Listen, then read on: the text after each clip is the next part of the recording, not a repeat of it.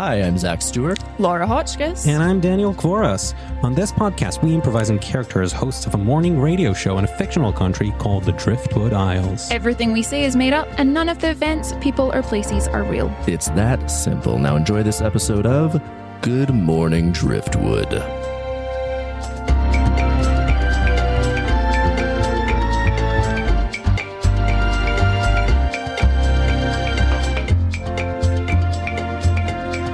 And welcome back to Good Morning Driftwood, folks. You're on, as always, with your three friends. I'm Bench PerDiem. We got Penelope MacGuffin. Hello. And Dirk Wiley. Heyo.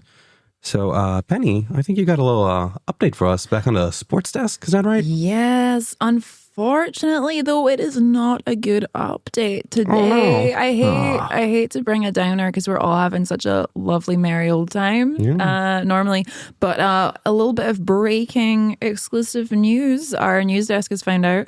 Unfortunately, the Olympic Committee have once again reminded us that the eternal lifetime ban for Driftwood Isles competing in the Olympic Games is still in place. We appeal every Olympics. Every single time. Every Olympics. Obviously, this stems back to the first of arguably the modern Olympic Games. Yeah. Before the Olympic Committee really took place. We all know the story, but Athens, 1859, Driftwood Isles privateer Johnny Goldfan. We're saying privateer, a little piratey. A little bit piratey. Privateer is basically a fancy term for pirate. Yeah, a little bit. Legally, we have to say privateer, but we all know what we're doing. We know what he was up to. Obviously, 2 weeks before the start of their games, he was in the area with his ship, the Big Dragoon. Just happened to be near Athens. And along with the crew, he systematically robbed all of the medals. Who can blame him, though? You put a bunch of gold in front of a pirate, what do you expect to happen? Exactly. Privateer. Privateer. Yeah. And ever since then, we were banned. I believe the wording was eternally and forever. Never will you get to enter these games. They got very poetic with it. Yeah. Yeah. I do kind of miss the poetry those days. Yeah.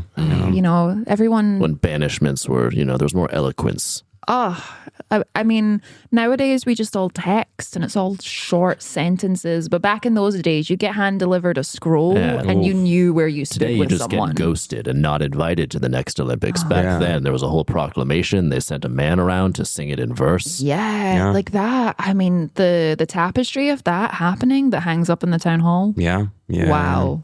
Next to all the medals. Yeah. Yeah, next to the medals, because we still have them. Oh, we never give them back. No. Why would you give them back? Yeah. No. And they have the Olympics Committee have said that they will allow us in if we give back the medals, but we earned those medals. Yeah. It has been a crime. It has been put out to vote several times amongst the public and unanimously voted against giving them back. Yeah, arguably we won the first Olympic Games. Yeah. We won hard. We won hard. They just didn't know that was a sport that they were playing. They didn't know the game. They're playing checkers. We're playing chess. Exactly. We're playing 3D pirate privateer chess. Yeah. You know what we always say, don't bring medals to a pirate fight. Yep.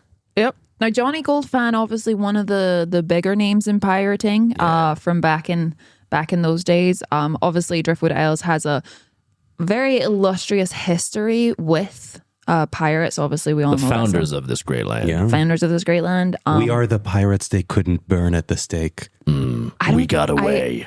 I don't think they would burn pirates at this. I think it was walk the plank they for couldn't. them. Oh yeah, we were the pirates they couldn't walk the planks at the stake. You know what? We'll work on it. We'll work on Stakes, that. planks. It's all old-timey horror shows. It's all just a wooden item. Point is, couldn't catch us. Technically, I guess, if you think about it, it's all just bits of wood, but one is up and down on the ground and the other is horizontal. Like it's like a vertical? portrait. Were you looking for the word vertical? One is fire-based, Vertical, one and is then one is- water-based. One is a or today the kids would say one is a TikTok and one is a YouTube. Exactly. Now that you've mentioned it, like one is water and one is fire. Yeah. Now that I think about it, the other elements never really got a look in for these. Well, in the West, actually, they did have an air-based one. It was a catapult. You were just catapulted into the sky. Oh my goodness, I forgot the catapult. So they construct sort of a wooden catapult and then launch you into the sky, and then what happened to you just happened. Yeah. You know, the air took you is what they would say. None of those people who were sentenced to that were ever legally declared dead because we don't know. They just disappeared into the sky. They're still missing. We have a very long missing persons list dating back centuries. Yeah. How you know is it says missing parentheses sky. Yeah. Where they went missing. That's the tell. How you know they were convicted and sentenced as such. Yeah, gosh. But once again, the Olympic Games will take place without any of the Driftwood Isles competitors being involved. None of our, I would say illustrious athletes, but we are such a small island, such a small... That's why most of our sports are quite insular, quite Driftwood Isle based. Yeah. We do have our, I was going to say annually, but it's every 4 years. What do you call it when it's every 4 years?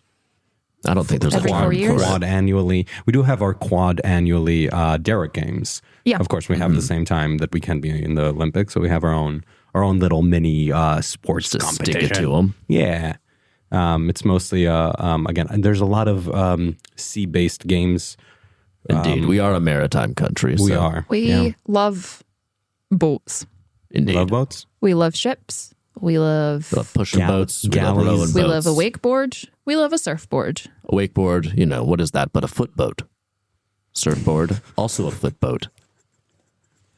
If you stand on the boat, it's just basically it serves the same function. What is a boat? It's something which you exist on in the water, which carries you to a secondary location. A surfboard, footboat. Does that mean that a boat is a butt boat? Like a little rowing boat? A boat is a butt boat. No, your whole body is. No, you're right. That was silly of me. A butt boat. Don't be foolish. Yeah, I'm so sorry. No, that makes sense. That makes a lot of sense. Sorry. Wait, when you say your whole body is a butt boat, is it like in your body? By that definition, water? Then all boats are butt boats. Yeah. Because your butt's gonna be carried by the boat no matter what sort of boat you're on. I think Dirk is right. I think Dirk's definitely right there. But if the museum does say if you do want to go see the medals, they will still be open and available. A little bit heavily guarded because they're real wary of people who visit them. So that we're not giving those things Absolutely up. not. They actually have said no French visitors this year. Just because they're the ones who always keep trying to take them back. Yeah, especially obviously with the Paris Olympics taking place this year. They very concerned that Paris might try and make a little name for themselves. Come and stealing the medals, and then suddenly France are involved every single year, and they never have to try again. And we've vowed never to allow after there was, of course, the big heist attempt from when Napoleon Bonaparte had his third exile over in the Driftwood Isles. The less well-known one. He says exile. I kind of think he was enjoying it as a little vacation. Oh, he liked it here. He having a grand time. For sure. Like one man's exile is another man's vacation. Yeah, I don't know if you've ever visited the cottage that was his holiday home, but it's delightful, cute. Very adorable. Cute little spot. You just spot. Got to watch your head. There are a lot of low beams and ceilings. The cottage is in a little Corsica, right? Yes, yes. You got to just really watch when you're going through doorways and things. But yeah. They're all 5'7" doorways. Yeah. Very specific. They do have little cutouts for the shape of the hat. Yeah. So that he could walk and then the hat would fit perfectly. Yeah, it was a real cartoon the Wile E. frame. Coyote going through a door situation. Yeah. Isn't that the dream though in your own house, just to have U-shaped doors? Or Exactly. Yeah. Yeah. Also keeps you trim because you're not going to, if you get too big, then you're not going to be able to fit through your own doors. So it's very motivating as well. It does. It does work really well. It does work Classic really well. design feature of many old Driftwood homes. Yeah. Yeah. Well, this is it. I think we have to remember that there was a time before, before doctors could adequately measure your height and weight. They had to do it some way, and it was through the cutout of your door. Mm-hmm. Mm-hmm. They would do the first cutout in your home. Mm-hmm. It's a very ceremonial thing. You buy a house, you do the cutout with your doctor present, and then you build the rest of the house around that. Yeah. Then the doors using the model, the mold of that first door that your doctor cut. And that is still to this day when you go to a hospital on the Driftwood Isles, when they go to take your vitals, first of all, they do like a shape. They put you behind a big piece of paper and they get a little pen and they just draw out the shape of you. Those are your vitals. Mm-hmm. And then after that, they get your blood pressure and all that jazz. Yeah. But you got to start with the basics. It's body outline. There are reports as well, I find it so interesting, of people that have forgotten that they've got heavy items in their pockets that have then skewed the outline. So whenever they have gone to the hospital, the doctors are like, you're way less than what we assume you do. But it turns out that they were carrying your hips are much more slim. How did you change your skeletal system as such? It's like, no, you just had a big wallet in your pocket that day. Exactly. You got to really watch whenever you're getting weighed that you don't accidentally skew the results. It's such a question every time you have to, again, go to the ER. It's like, should I wear like thick socks for this, or should I like wear one of the thinner ones? Like I don't want to later regret the choice. It's always such a question. There have been people who have died because they didn't make it to the ER in time because they were weighing their options of socks. And again, options. Just for everyone to be good job. Our healthcare system is Penelope stellar. is winking like crazy. So pleased with herself for that joke. It's part wink, part stayed up too late, though watching television. My eyes are a little dry. Okay, well, folks, I think we're gonna get some eye jobs over here for Penny. So we'll be right back after a little message from our sponsor. Just a quick reminder that this episode is brought to you by Tiny Guitars. Tiny Guitars, for when you want to play Tiny Led Zeppelin.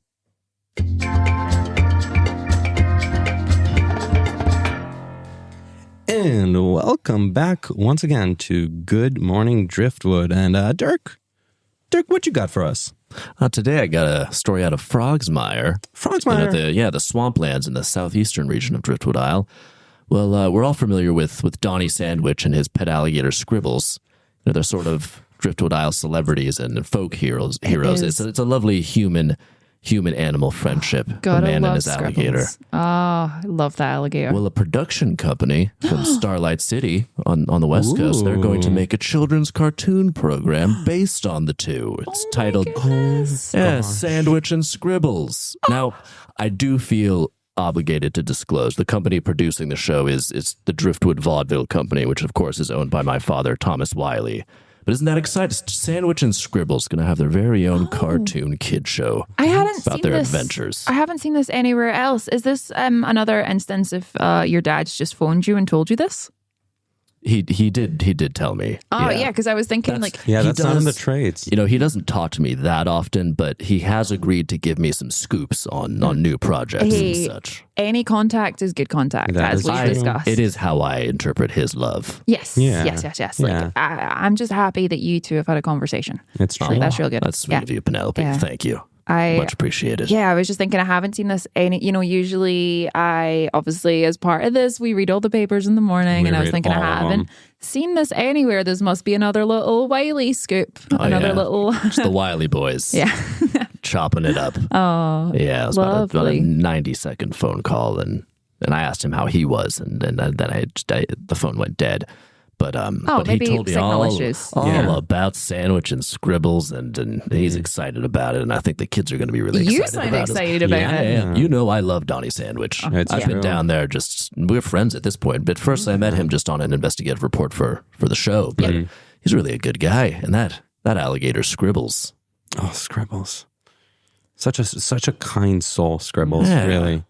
One of those, again, animals that looks terrifying from the outside, but once you get to know them, they're just a cuddly little bear. And isn't it great that every alligator bear is a form of speech? Yeah, isn't it great that all of the supermarkets as well? I mean, this is can be going on a while now, but you can on birthdays buy the chocolate alligator cake, and it's obviously it's not his name. They're Squiggles the alligator cake. We know who they are. We know who they are. Or everyone's riding on the coattails of Scribbles. Yeah, or sometimes I've started seeing some Doodle the crocodile, which I'm seeing what you're doing there. More and more audacious. But it's just not a birthday without one of those cakes. It's true. Nope. It's not a birthday. Nope. And now the alligator Scribbles is going to be in the... That's amazing. Do we have any other information? Do you know... I don't want to... okay, I'll just say, do we know anything about casting? Yeah. I don't know what you're referring to there. We're talking about, the family business. I don't think my brother is going to be involved in this. I think Jack would be perfect for this. Look, Jack, he's got his movie career. He does very well with it, but I don't think he's very good at vocal work, so I don't think a cartoon program would really be a place that he would have anything to offer to that, He's okay at a very, very narrow thing, but he's not really multi-talented. You know what I mean? He's one of our best movie stars, if not the best. Yeah. I don't know now, obviously, Jack has been in a run of hit after hit after hit recently. By some metrics, such as commercial, financial, and critical. I guess if those things are important to you, he does well with those. But Yeah. No. I mean, Jack's. I can't think of an award Jack hasn't won at this point. Yeah, I can think of many awards that he hasn't won. Best stuffing around the holidays. I've won that every year. He makes a terrible stuffing. He puts cranberries in it. Oh, that sounds like fun. Idiot. Actually, yeah. It's not good. Fun. It's why he doesn't win. Did I tell you? Did you hear? Were you listening when I told you that he doesn't win? He doesn't win. It's a savory treat. Okay, not a sweet treat. What is the age difference between you and Jack again? He's about 6 years older than me. 6 years older, 6 yeah. years. Gosh, it's just His skin is so honestly, young. That wasn't an invitation I think you are to- twins. Why would you think that? I just think the two of I'm you. obviously younger, more strapping, more handsome. You're both very handsome and very strapping. Thank you. Yeah, Jack just has that star quality that like He has that. He has the it factor. You know, Yeah. he's got a je ne sais quoi. A je ne sais quoi. So sorry to Yeah. speak And French. what do I? watch out! The museum might think you're trying to steal the medals. Oh no! No, I would never. I would never. So if he has star quality, then what do I have? Well, you just know how some people you see and you're like, there's nothing that person could do except be a Hollywood star because just everything about them. Everything So about like I said, them he's is not so... multi-talent. He's very just one thing that he's really capable of. Well, I don't know. Now that he did that turn on the stage, So indulgent, so self-indulgent of him to do that. Jack Wiley, star of stage, screen, To do small an screen. autobiographical play. It was so. He's not even that old yet. There was really something. It was really beautiful. I've never seen a one-man show talking about sort of your own family, like trauma and tragedy. That's really hard, but it's also kind of funny. Yeah. There's like jokes in it. I'm going to take incredible. personal issue with that because I do take issue with his casting of the character who's obviously a thinly veiled version of me. Which again, just to be clear, we did say on the record it was a one-man show. So all the casting was really just characters that it was voices. He was putting on like wigs and like clothes. That was all him? Oh, that was all him. Yeah. Yeah, did you not notice that? Oh, did you think that he would go off stage and then some other actor would come on? That was all him. That was it's all just the him. magic of theater. That's how good he is. He completely like Oh, God. You lose him in the role. you lose him. Yeah. Yeah. It's like you're transported. That's pretty impressive, actually. Yeah. I do still take offense to that because the person who was me he had a real nasally voice and he sort of like shrunk his shoulders in and like did a weird sort of all the time. I don't make that noise. You guys spend time with me all the time. I don't make that noise, right? I don't want to be that guy. You did just make that voice. I did it when I was talking about the play that he was doing. That wasn't me doing that. That was my mimicry of the play.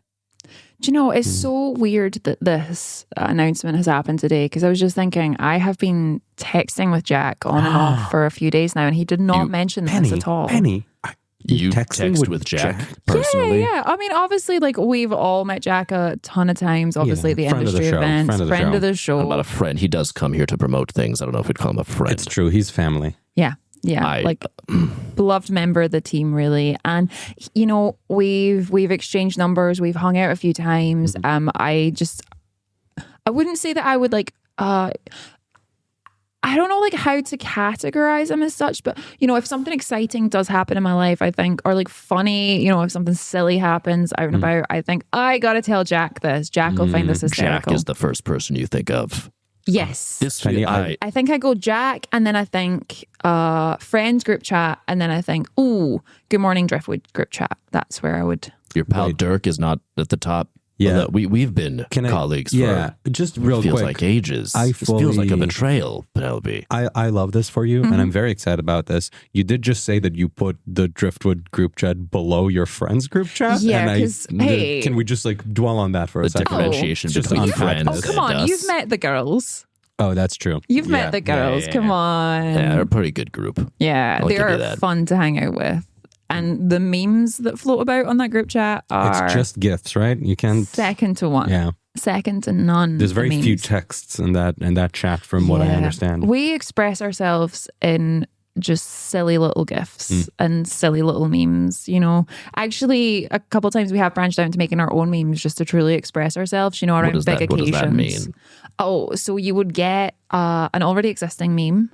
You know, say it's like a picture of, what can I use as my example? Okay, like the Drake, like, no, but then yes. Yes. What is this? Okay, so there's I'm not super familiar with technology. Okay, so there's a rapper from Canada, over in Canada. Familiar with Canada? Not particularly.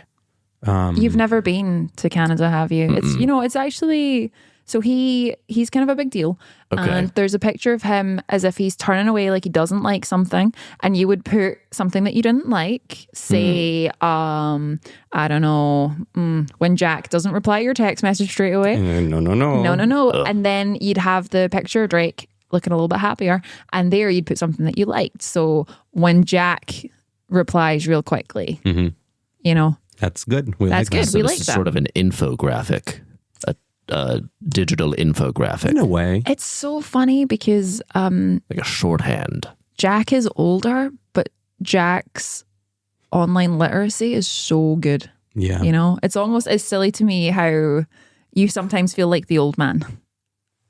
I mean, the fact that you said online literacy, it seems to degrade literature to me.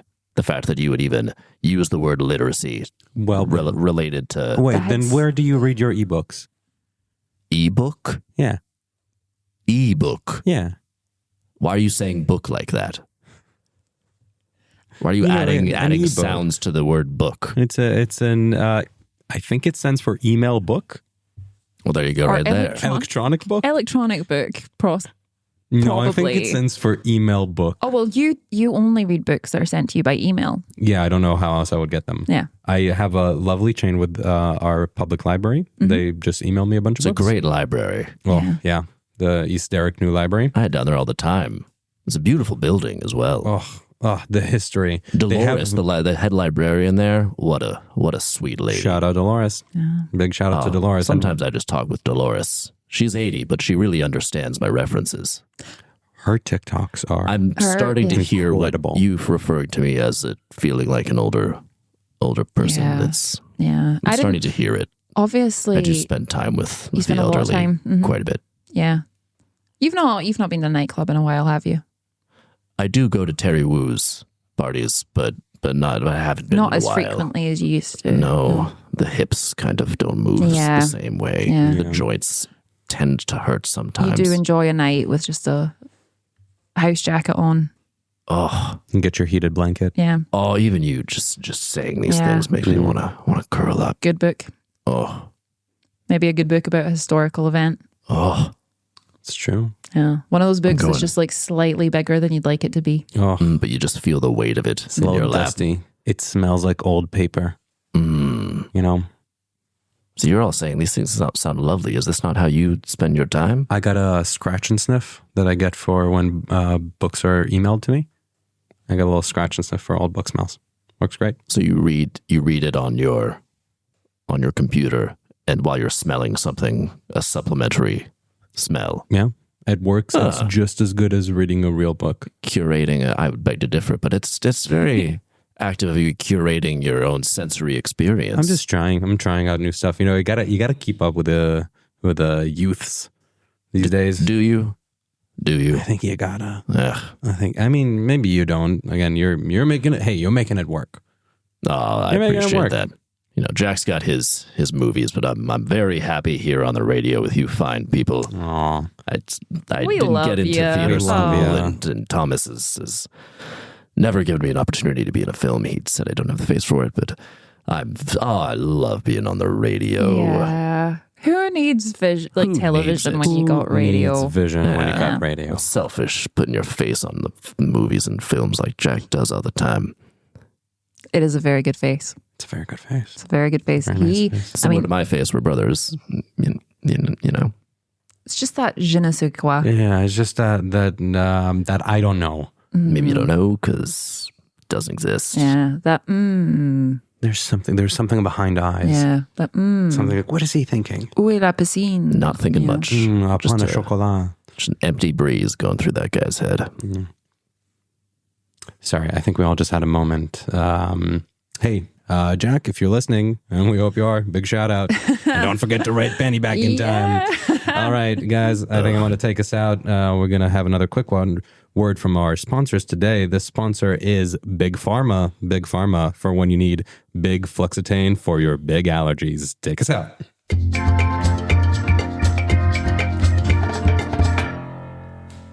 And welcome back to Good Morning Driftwood. All right, guys, listen, I have a bit of news here. This is from the headlines. From the headlines. From the headlines. All right. You guys all know this. Everyone's favorite, the University of Driftwood West marching band. I knew you were going to say that. We all love them. The UDWW marching band. Rolls off the tongue. One of our nation's best. They have shut down once again due to health code violations. Oh, no. Ooh. Those tubas are not properly clean. Oh, no. Shutting down.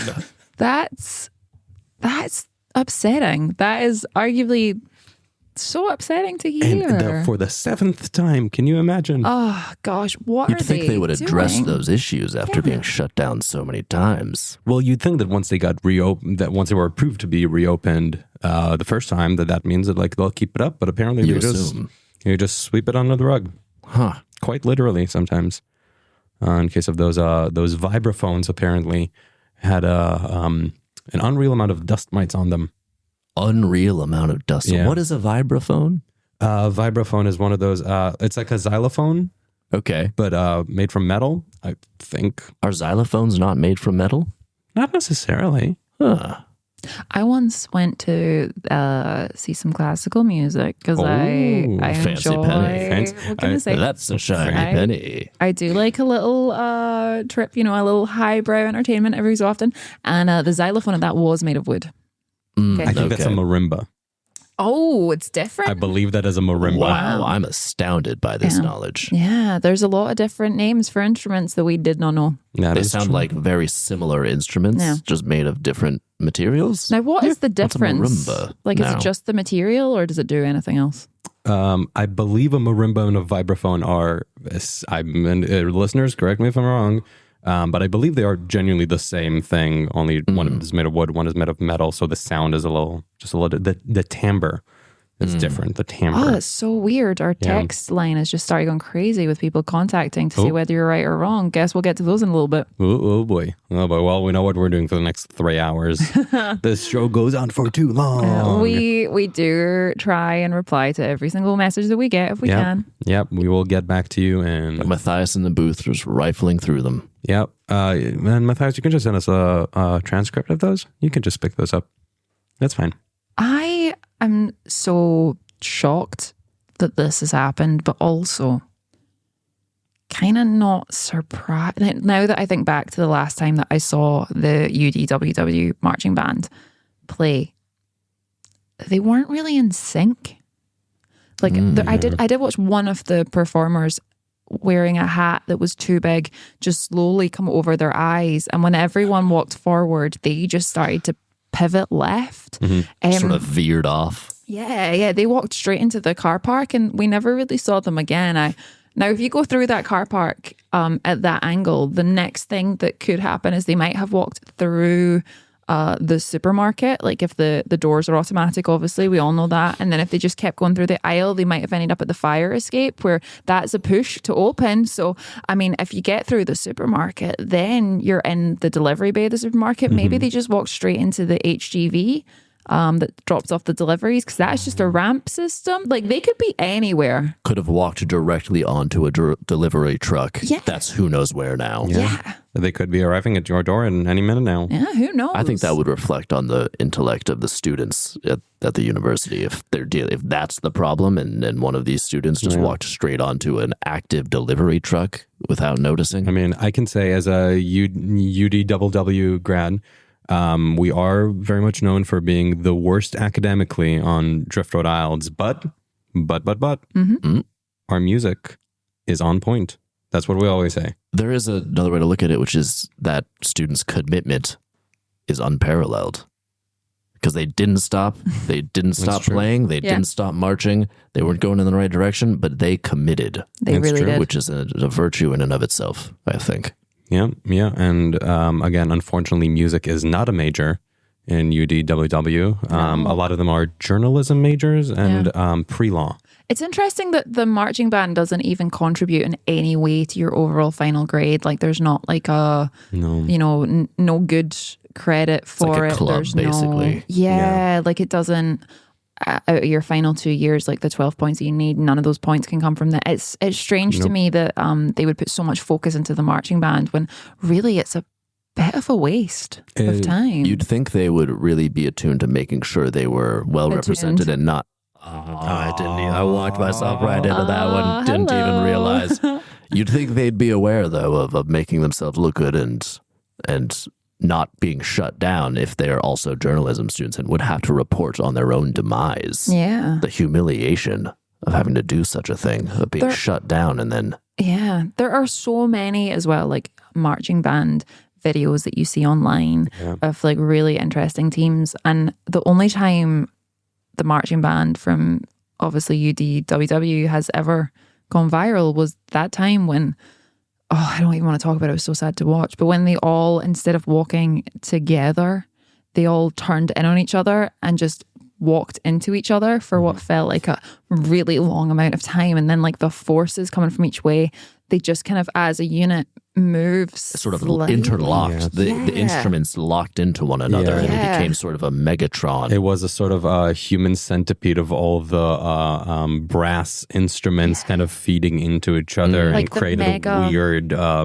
spiral momentum. Yeah, like a mega Power Ranger, but the noise coming from it wasn't like we can defeat the enemy. It was just screams and screeching noises from instruments that should not have been rubbing off each other. Interesting video. What can I say? But yeah, I do miss the glory days of the marching band because they were so good. When they were good, they were good. Do we have any more information on these mites that seem to be running rampant over the instruments? And maybe the mites are getting into these students' minds, and that's why they're just wandering off into nowhere. Is there a health effect of these mites? Is this why they're being shut down? Interesting. Let me just look over here the brief we got about this, because it does say that they were dust mites, but then it also say that let me see. It says dust mites covering the marine business were actually really kind, and the dust mites are really chill, and you guys should report on them in a kind and flattering way. That's a really odd copy. That's Matthias, what's standard for press releases? This feels, I don't want to say biased, but it's very pro-mites. Certainly biased. A definite pro-mite agenda there. Yeah, and again, we're not, we can't jump to conclusions. Yeah. We're just here chopping it up and theorizing and talking about our own opinions. We are just asking questions. This is the marketplace of ideas right here. Oh, Bench really loves being the rebel. I love every time I just debate me.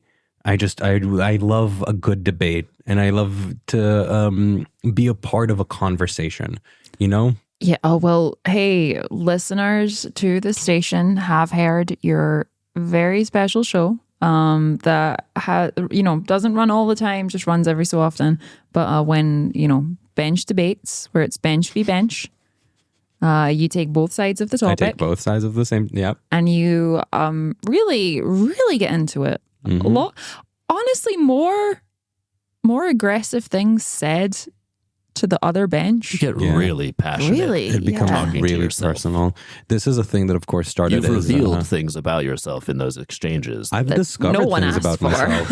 It's really a thing that this started, I don't know if I've ever said this on mic, but this started as a therapy exercise with my therapist. That was like, if you could talk to yourself, what would you say to yourself? I'm sorry. Is that an impression? Are you doing an impression of your therapist? I felt like I was embodying my therapist because really those words and the way they were said really stuck in my mind. Can you remind me of that time your therapist gave you such great advice that you shared with us, and I think it was to do with not taking days for granted. Yeah. She said to me, "It's called a present because it's a gift." Yeah. Mm-hmm. You know? So like right now, this is the gift is right now. What was that she said about breakfast being the most important meal? She said it in a really like colloquial, sort of kitschy way. Yeah, you almost had to like explain it to us because the wording was so... It sounded opaque, but really when you think about it, it makes sense because what she said is, chicken or the egg, which came first? The omelet I had this morning. And really when you think about it, it sounds folksy in a way that actually is good advice. It really does. Yeah. God. Yeah, that one really landed. Yeah. Yeah. But yeah, so this started as an exercise. It's kind of a misdirect as well. Is it? Yeah, it was what came first, the chicken or the egg? The omeletized, then it's thrown, Well, I think it's not a misdirect as much as it a reframe. Or sorry, how she would say it is a reframe. It's just like a different way of looking at the same thing because therapy is not about offering solutions. It's about offering new ways to look at the things that are already in your life. I learn so much from you every day, Bench. Yeah. And again, you really should try therapy. It's great. It's really great. Everyone should. Would you be my therapist? I don't think that's healthy as friends. No. Could you, maybe if you embodied the voice of your therapist? I feel like we were thinking about exactly the same thing right at the same time because that's exactly what I was thinking. Because I'd prefer not just I trust you, I know you. Yeah. But also you are not a therapist. I am not. But if you were playing the part of your therapist and were thinking, what would my therapist say? And ideally do the voice because that does really help me sort of understand these concepts. Again, I can just even though I really didn't understand the thing with the chicken and the egg and the omelet apparently, but I liked it. I enjoyed it. I can give you Romelda's number if you just want to contact with her. I really kind of like this idea of you being my therapist with Romelda's voice. Okay, well, we'll talk about this off air. Okay, I look forward to that. I think we have to go to another break. We have another 5 hours. We have 5 hours left on the clock. We're just getting started. Just today, and we'll be with you to take you through lunch and just about getting ready for dinner. But before we do, we have one more word from our sponsors here on Good Morning Driftwood. Our sponsors today are Even Tinier Guitars. Even Tinier Guitars for when you want to play even tinier. Stairway to Heaven. We'll see you soon, folks.